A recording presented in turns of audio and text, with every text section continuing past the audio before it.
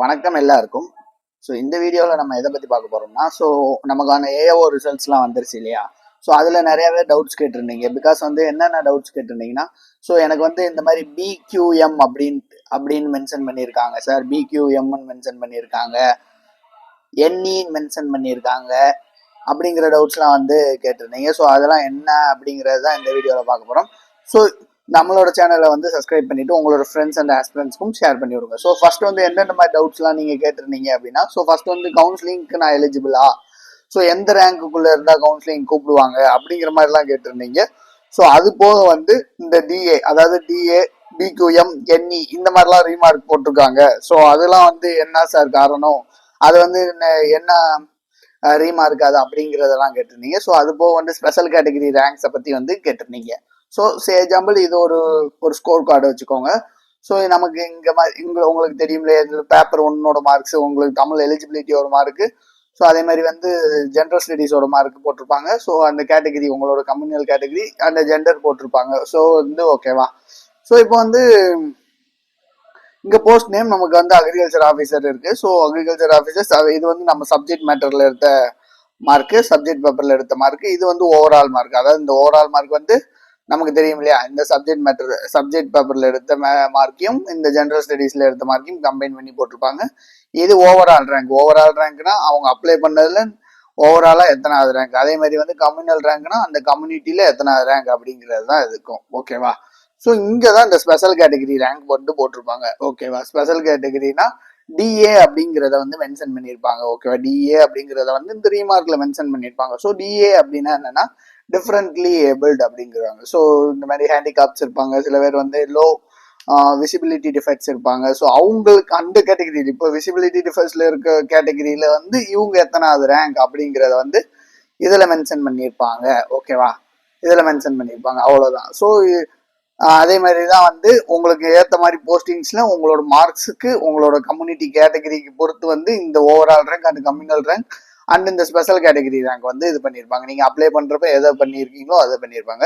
So இப்போ remarks அப்படின்னு பாத்தீங்கன்னா இந்த 3 ரீமார்க்ஸ் போட்டிருப்பாங்க. ஸோ இங்கே அதை கொடுத்துருப்பாங்க. ஸோ டிஏ அப்படின்னா நமக்கு தெரியும்ல. ஸோ நம்ம இப்போ சொன்னதுதான் டிஃப்ரெண்ட்லி ஏபிள்டு, அதாவது ஒரு லோ விஷனா இருக்கவங்க, லோ டிசபிலிட்டியா இருக்கவங்க, ஸோ இவங்களாம் டிஃப்ரெண்ட்லி ஏபிள்டு, அது ஸ்பெஷல் கேட்டகரி ரேங்க் ரிலீஸ் பண்ணுவாங்க. பிக்யூஎம் அப்படின்னா என்னன்னா பிலோ குவாலிஃபையிங் மார்க். ஓகேவா. பிலோ குவாலிஃபையிங் மார்க் இதுக்கு முன்னாடி இருக்க வீடியோஸ்ல நம்ம சொல்லியிருப்போம். ஸோ நீங்க அவுட் ஆஃப் இந்த மார்க்ஸ்க்கு நீங்க மினிமம் இந்த மார்க் எடுத்தாதான் குவாலிஃபையிங் மார்க் அது. ஸோ அதுக்கு மேல நீங்க கம்மியா எடுத்தீங்க அப்படின்னா யூ ஆர் நாட் குவாலிஃபைடு, அதை தான் இவங்க சொல்லியிருக்காங்க. பிலோ குவாலிஃபையிங் மார்க் தான் பிக்யூஎம் மென்ஷன் பண்ணிப்பாங்க. Candidate not secured minimum marks for pass as per the notification. Okay, as per the notification. ஓகேவா. அதாவது நீங்க மினிமம் மார்க் ஸ்கோர் பண்ணல அப்படின்னா பிக்யூஎம் அப்படிங்கிறத போட்டிருப்பாங்க. ஓகேவா. அதே மாதிரி என்இ அப்படின்னா என்னன்னா, ஸோ என்இ என்னன்னா ஸோ நாட் எலிஜிபிள் அப்படின்னு அர்த்தம். So not eligible, candidate is not eligible for this post as per the conditions stipulated in notification 9. ஓகேவா. ஸோ அதாவது என்ன சொல்றாங்கன்னா, நான் என்இன்னு வந்துருந்துச்சுன்னா உங்களுக்கு ரீமார்க்ல நீங்க நாட் எலிஜிபிள், அந்த பர்டிகுலர் போஸ்ட்டுக்கு நீங்க நாட் எலிஜிபிள் அப்படின்னு அர்த்தம். ஸோ இன் கேஸ் எதுக்கு நாட் எலிஜிபிள்னா, நீங்க அந்த கண்டிஷன்ஸ் நம்ம நிறைய போட்டிருப்பாங்க இல்லையா அந்த நோட்டிபிகேஷன்ஸ்ல, ஏதோ ஒரு எஜுகேஷனல் குவாலிஃபிகேஷன்ஸா இருக்கட்டும், இல்ல நம்பர் ஆஃப் அட்டம்ப்ட்ஸ் வைஸா இருக்கட்டும், இல்ல ஏஜ் கிரைட்டீரியாவா இருக்கட்டும். ஸோ இந்த மாதிரிலாம் இருக்கும்ல. ஸோ இந்த மாதிரி நிறைய ரீசன்ஸ்னால அவங்க நீங்க ஃபார்ம் ஃபில் பண்றப்ப வேற மாதிரி தப்பா ஃபில் பண்ணியிருந்தீங்கனாலோ, இல்ல வேற ராங் டாக்குமெண்ட் எதுவும் அப்லோட் பண்ணியிருந்தீங்கனாலும் ஸோ இந்த மாதிரி நாட் எலிஜிபிள்னு வரும். ஸோ இந்த போஸ்ட்டுக்கு நீங்க நாட் எலிஜிபிள் அப்படிதான் என்இன்னு அர்த்தம். ஸோ நீங்க அடுத்த ஸ்டெப்ஸ்க்கு ப்ரொசீட் பண்ண முடியாது. அதே மாதிரி பிக்யூஎம்மும் அதே மாதிரி அடுத்த ஸ்டெப்ஸ்க்கு ப்ரொசீட் பண்ண முடியாது. நீங்க அந்த மினிமம் குவாலிஃபைங் மார்க்ஸ் எடுக்கணும். இந்த மினிமம் குவாலிஃபைங் மார்க்ஸ் எவ்வளோ அப்படின்னா 180. ஓகேவா. 180 இது பிசி ஜென்ரல் கேட்டகரி கேண்டிடேட்ஸ்க்கு 180 அவுட் ஆஃப் 450க்கு, எஸ்சி எஸ்டி கேண்டிடேட்ஸ்க்கு 135 அப்படிங்கிறத டிட்டர்மைன் பண்ணியிருக்காங்க. ஓகேவா.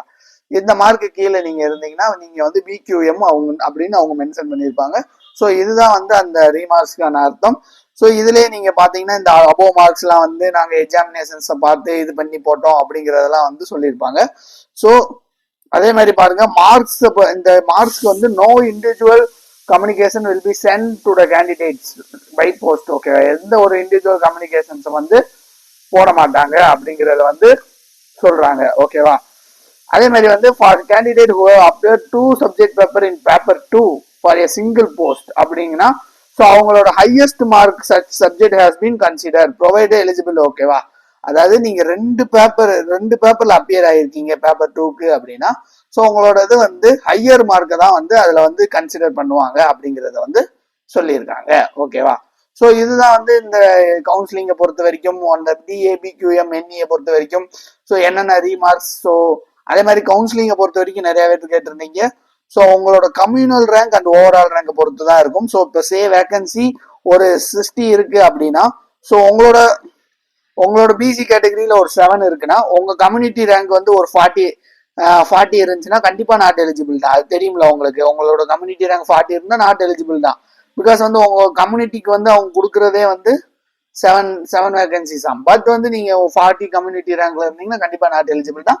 ஸோ இதை தான் அவங்க சொல்றாங்க. ஸோ இந்த மாதிரி தான் வந்து உங்களோட வேகன்சிஸ் அதை உங்களோட கம்யூனிட்டி ரேங்கை வச்சு தான் வந்து நீங்க கவுன்சிலிங் எலிஜிபிளா இல்லையான்னு நீங்களே செக் பண்ணிக்கலாம். ஸோ இது வந்து நிறைய பேர் கேட்ட டவுட்ஸ். ஸோ அதனால வந்து இதுல கிளாரிஃபை பண்ணியாச்சு. இல்லை வேற எதுவும் டவுட்ஸ் இருந்தாலும் கமெண்ட் செக்ஷன்ல மென்ஷன் பண்ணுங்க. ஸோ இந்த வீடியோ வந்து உங்களோட ஃப்ரெண்ட்ஸ் அண்ட் ஆஸ்பிரண்ட்ஸ்க்கும் ஷேர் பண்ணி விடுங்க.